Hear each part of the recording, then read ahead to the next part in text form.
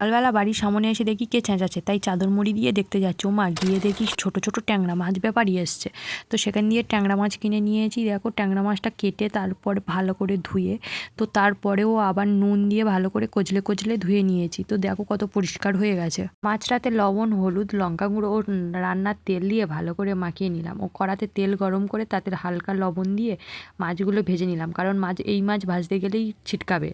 তো দেখো এখানে আমার মাছগুলো ভাজা হয়ে গেছে। তো চলো এবারে একটা মশলা তৈরি করা যাক। তো আমি এখানে 1 চামচ জিরে, ঝাল অনুযায়ী 2টো শুকনো লঙ্কা ও আদা রসুন নিয়ে সামান্য জল দিয়ে একটা পেস্ট বানিয়ে রাখলাম।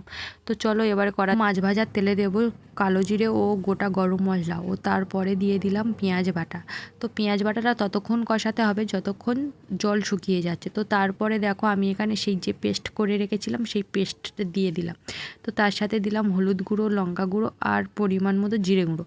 তো এবার তারপরে কষিয়ে নিয়ে টমেটো কুচি দিয়ে ভালো করে টমেটোগুলো হালকা গলে যেতে তারপরে দিয়ে দিলাম মাছ ও কাঁচা লঙ্কা, আর উপর দিয়ে দিলাম ধনেপাতা। চলো এবারে খেয়ে দেখা যাক কেমন হয়েছে।